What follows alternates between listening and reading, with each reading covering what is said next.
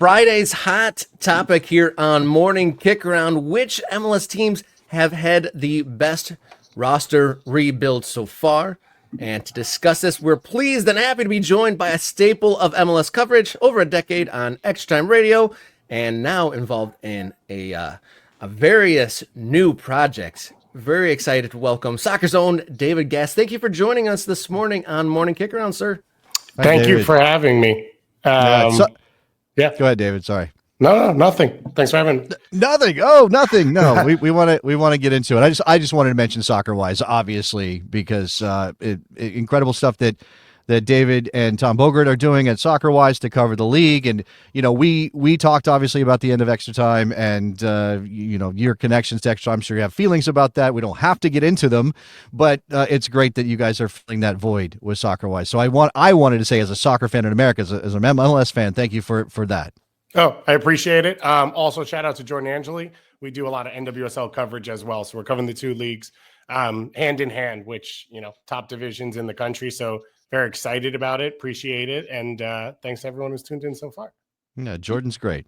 Yeah, just from kind of a zoomed out view, how have you felt moving into the independent coverage world compared to kind of like league specific work? I've always been a freelancer, so I was never an employee at Major League Soccer. So I've always been across all different coverage. And this is, third or fourth podcast that I've tried to start. So I think we've all been there, and they come and they go like butterflies. And so only three or four. Yeah.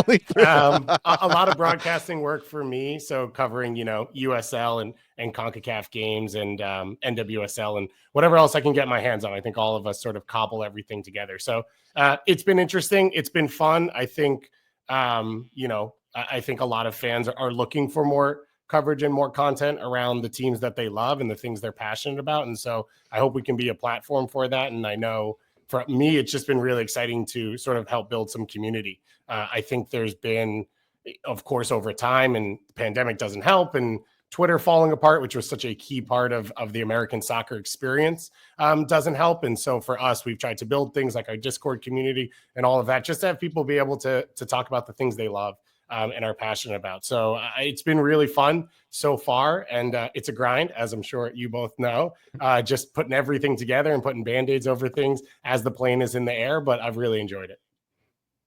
Yeah, that's great. I mean, go ahead, Robert. Sorry. I was just going to get into it because there's so much going on with the transfer, and there's new rules and new ways to get players. And it really seems that MLS has joined the world transfer ecosystem with so many ins and outs.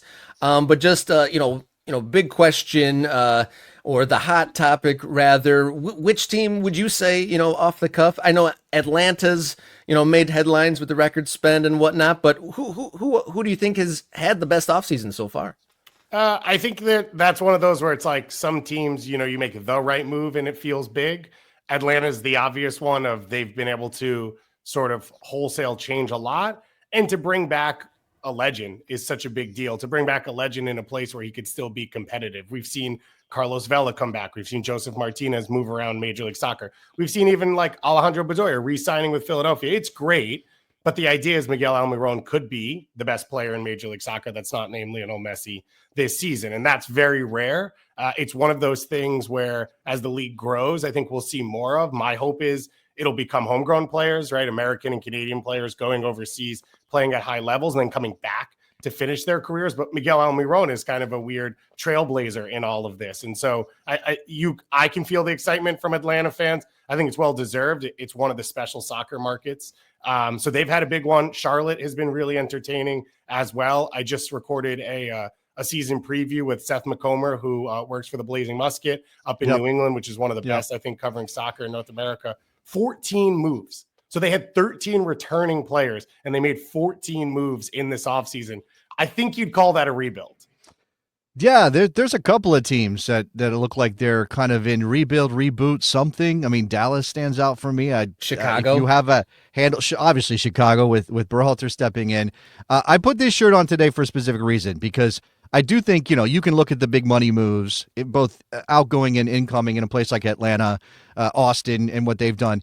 But I put on the Quake shirts today because if you're really an MLS sicko, you're looking to see what Bruce can do, and you're watching him, get his guys in, and even Joseph Martinez has not played for Bruce Arena, but does that not feel like the kind of move that Bruce is going to turn into something interesting? I don't know that they're going to win the West or anything, David, but they certainly could be a factor in terms of the playoff race. Yeah, Bruce is good at MLS. That's like his expertise. He's good at Major League Soccer. Whatever that means, whatever formula and concoction you have to put together to win in that, he's done it before. He's comfortable doing it. He feels confidence in what he does. I think he trusts what he's seen in the league before. That's where you get the Joseph Martinez stuff. I also think he has a belief in coaching personalities maybe that other people would struggle with. So he sees Joseph and says, if I can unleash him in the right direction, I can get the best out of him, where other teams look and they're scared to bring him in and have it blow up inside their locker room. Yeah, and Chicho Arango is kind of the same story, younger and more in his prime, but there's some baggage there. We know that. Yep. All of these pieces really do, whether it's on-field question marks, the Mark Anthony Kays who have sort of dropped down their level, or Dave Romney. He got a huge contract in New England. Is he up to that contract? Those are the on-field ones, and then the off-field ones. But Bruce has done this before. He's very good at it. I think you talk about in American soccer circles, there are very few coaches who can sort of come into a locker room and tell a young player or a struggling player, like, oh, I believe in you, so it's good enough. And then they're going to believe them. And Bruce is one of them. So I think there's reason to have a ton of confidence. I think at a minimum, we're talking a better team than last year, which makes life harder for other teams in the West. But I think there's a reason to believe that they could have a pretty quick turnaround here. Inter Miami, of course, with Messi there's always going to be a lot of attention. We've kind of touched it on the show with Mastrano coming on board as the coach, and the president changing to someone very, very close to Messi as well. Do you foresee these being Messi getting more comfortable and them going from strength to strength? Or is it too much Messi and not enough experience in the coaching side, and maybe things kind of get fractious? It seems based off last year that if Messi's there, it's enough to keep the whole thing afloat. Like, it was chaos last year. Tata Martino quit like a day after the season ended. That's one of the biggest coaches in the history of the world, but especially in this region. And he was like, I can't handle this. I'm out the door. And yet they set the points record. So I think the issues that are being created are probably fractures in the foundation that will fall apart when Messi leaves and when all of this sort of ends, because no one's really going to be looking long-term and building out the club. But I think while the talent is there, it's probably too good to fall apart. You had the Club World Cup in, you had CONCACAF Champions Cup in. Yeah, maybe they don't win Supporters Shield, but I would be surprised if we're not talking about them legitimately, not just because of their only team half people have heard of, but legitimately talking about them as an MLS Cup contender as we get to that point of the season.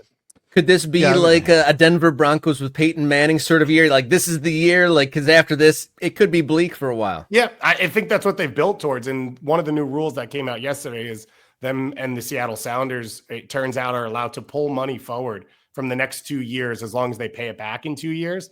So that's literally mortgaging your future to win now. And I think Inter Miami's fine with that. They've grown at a massive level. I just moved to Miami myself, and like, they're legitimately everywhere. I would argue I see more Inter Miami gear on people, on cars, on houses than I do any other sports team in this city. So they've done that. They've won. And they've grown internationally. I think they'll take all of that for the down year or two. It's a league of parity. There's a salary cap. It doesn't have to last too long if they don't want it to. But I think they would take all of that for what you said, which is that big 1 year that they can sort of hang up in the rafters and say, like, that's who we are.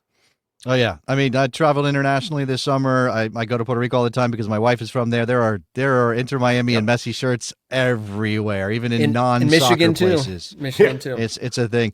I'm going to steal Rob's turf a little bit here. I'm going to encroach. He mentioned Chicago. Obviously, Berhalter gets hired in Chicago.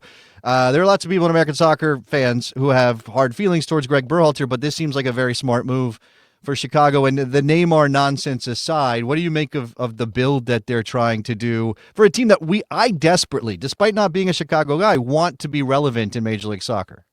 I think he's gone about it the right way. He hasn't tried to cut the entire roster apart and rebuild things. I think he looked at it and said, if I'm a better coach than other people and I put together a better roster, like, there's some pieces here that I can work with. And so I think that's all positive. And then they've gone out and they've made some fairly large signings, bringing in Jonathan Bamba, and they already have Hugo Kuipers, who was, Belgian Golden Boot winner 2 years ago. And so I think he's put together a strong team. I think he's put together a team where then there's still the ability to grow on top of it after you've proved that you can be competitive, and maybe you see what you need. And people can say what they want about Greg Berhalter. I don't know how many times you've had the chance to interview him. He's one of the smartest soccer minds I've ever been around. There were times with the U.S. national team that I was frustrated by what I was seeing. There was also times where I was impressed. And the reality of it is he built the program back up, and he was uber competitive with Columbus, a team that was run off the back of a napkin. He got them to an MLS Cup. He got them to multiple Eastern Conference finals. And he did so mainly with his soccer tactics and him operating as the scout and operating as the coach in a really small club. So now he comes into maybe the most well-funded project in Major League Soccer, an owner who has been absolutely willing to spend. He's just done it poorly because of the guidance under him. And he gets an opportunity to sort of dig in on what he wants to do and what he wants to be best at. And I think we've all heard from him over the last few years. He wants to coach national team coaches. Some people want to be a national team coach, right? They want to run around. They want to do the political game. They want to fly in to see players play in Europe and then do their 3 camps a year. It never really felt like him. And so I think he's now coming back into a comfort zone. And I would say at the media marketing tour, he came back out on the press conference stage and he was asked questions about the national team. I thought he handled them well. But overall, I think you saw lightness to him. Like, this is the thing that's fun for him, and now he gets to do that. Yeah. Morning Kick Around is an interactive show, so we want to pull a question from the chat here. Luke asks, David, any insight on how much of a long-term concern there is about the drama in Cincinnati? I would say it won't, the follow-up there, will it bleed into the season and further? I don't think it'll bleed further. To have your star player say the GM who turned us from the worst team in franchise history to a Supporters Shield winning team in a year and a half is the worst GM in the league probably isn't based in reality. It seems slightly personal. And so I don't think other people really feel that. And now Yuya Kubo hasn't come in and Luca Oriano. A lot of that stuff is tough, but MLS isn't built for winners. Like, it is built to pull winning teams down. And so if you are part of a winning team, you have to look around and say, you can't keep all the pieces. The LA Galaxy won MLS Cup and then traded their starting center forward. They've lost Ricky Puig for the year. They traded Jalen Neal. It's just the way the league, unfortunately, is built right now. And so you have a situation where you can't keep everyone. And you also have won on a lot of gambles. A lot of lotto tickets have hit. Those are lotto tickets for the players as well as the team. Santi Arias and Alvaro Barreal outperform their contract and get a better contract somewhere else. That's great for everyone. Turns out it wasn't great for Lucho Acosta because he was still stuck there, although he got a better contract as well out of all of it. I would be surprised if it carries over. I think the one thing this team has shown is both willingness to spend. They broke the transfer record again this offseason, and an ability to flip from one issue to the next. And so every time they've lost a big piece and we've been so panicked, how are they going to replace this? They've had the next player lined up, and it seems like they potentially can do that again. Yeah, I just want to throw in the context because I think we're all kind of assuming everybody knows that Lucho Acosta went public with criticisms of Albright and said it was, that he was the worst in the league and bad. What was it? The working environment was bad. So I just in case anybody's not up on the drama in Cincinnati, that's one of the elements. All right, Rob, what else we got? All right, kind of to cap off our time with you, Dave, we got a bit of a quick fire game for you here on Morning Kick Around.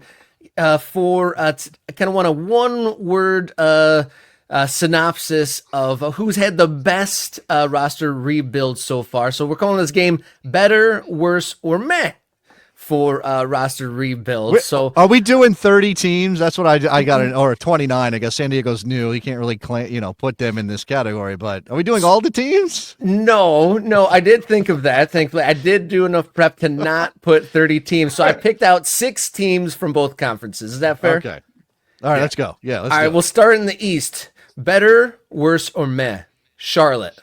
Better. Chicago. Better. Columbus. Meh. Cincinnati. Meh. Miami. I don't know what Miami is. They're not a soccer team. I don't try to pretend that I have any idea. So I'll say better. Okay. And All right. last one on the East, New York Red Bulls. Better. Okay. Interesting. Finalist and better. Yeah. Going West, Dallas. Worse.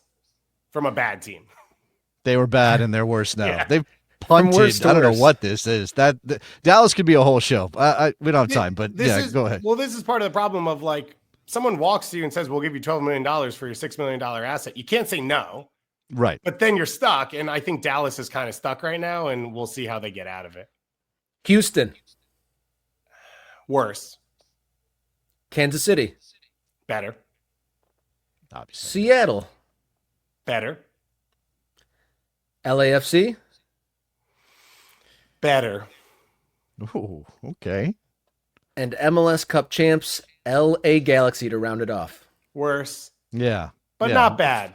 Forced into worse and trying to control how worse it gets, Yeah. right, David? Is that the fair way to look at it? Yeah, I did our season preview with Josh Gessman, corner of the Galaxy, who does a great job. And what we kind of came to on the moves they've made so far is they're the right moves to build a dynasty across 5 years. They're not the right moves to win a repeat championship. And listen, Ricky Puig getting injured is like this unprecedented thing. How are you going to have your MVP not play the whole year, but he's still on your roster because you kind of want him to stay engaged and involved, and like he sort of deserves it. So you're not going to put him on the season-ending injury list. But I will say, Christian Ramirez is going to score double-digit goals. So like you said, I think they've mitigated a lot of the dangers well while still keeping themselves competitive long-term. All right, there you go. David, thank you so much for sharing with us, and thanks for playing better, worse, or meh here on Morning Kick Round. I got one more real quick, very, very serious question. I saw on your socials that you're a hummus enthusiast. Yes. Where do you land on red pepper hummus? Anything else in hummus is not, it's haram. It's not allowed. You're not allowed to put extra stuff in hummus. Don't talk to me about chocolate hummus or whatever that is. Oh, no. No. So yeah, I would say I'm an anti. Okay. Thank you so much again for joining us. Please let our audience know where to find your great work. Yeah, so Soccerwise, we are on, similar to this, live on YouTube 3 days a week. We cover MLS Tuesdays and Thursdays. We cover NWSL Fridays live. And then we've got extra shows on Mondays and Fridays that we put out with interviews.